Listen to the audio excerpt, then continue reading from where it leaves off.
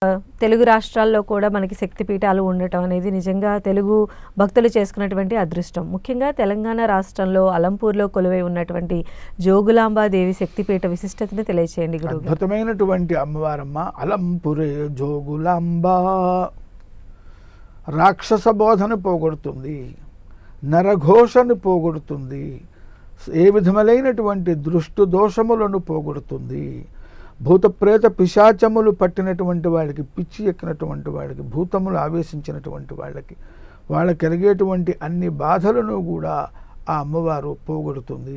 మిగతా వాళ్ళు భూతములను చూసి బాధపడితే, భయపడితే, ఆ భూత ప్రేతములన్నీ కూడా అమ్మవారిని చూసి, అంటే మానవుడిని, జీవుడిని, మంచి వాళ్ళని బాధించేటువంటి దుష్ట శక్తులు ఏవైతే ఉంటాయో అవన్నీ కూడా ఆ అమ్మవారిని చూసి భయపడి పారిపోతాయి.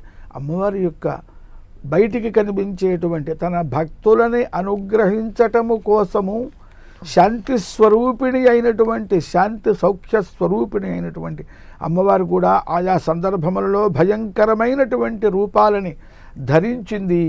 ఒక సందర్భంలో ఒక రాక్షసుడితో యుద్ధం చేసేటప్పుడు వాడి శరీరంలో నుండి ఒక్క రక్తబిందువు భూమి మీద పడినా ఆ రక్తబిందువులోంచి వాడితో సమానమైన మరి గొప్ప పరాక్రమం కలిగినటువంటి రాక్షసుడు ఉద్భవిస్తూ ఉంటే ఆ అమ్మవారు మరి పెద్ద నాలిక ధరించి భూమి మీద ఆ రాక్షసుడి రక్తపు బొట్టు నేల మీద పడకుండా ఆవిడ నాలికతో పీల్చివేసేదట.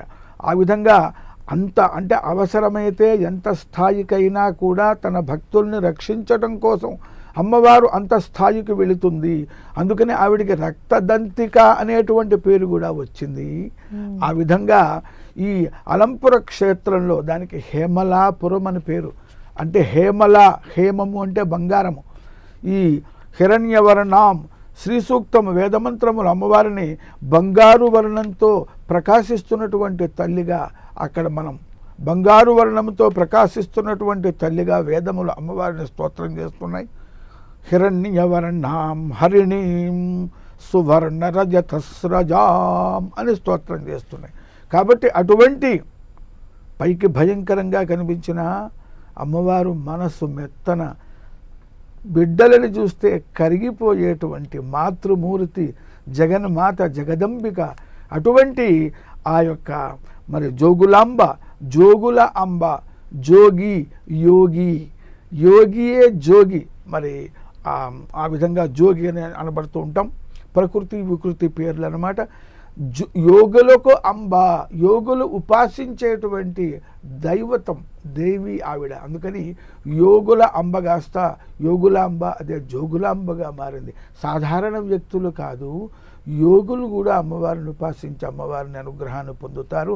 అటువంటి మన తెలంగాణ రాష్ట్రంలో అద్భుతమైనటువంటి పరమ దయ కలిగినటువంటి ఆ అమ్మవారి యొక్క సాన్నిధ్యం మనకున్నది.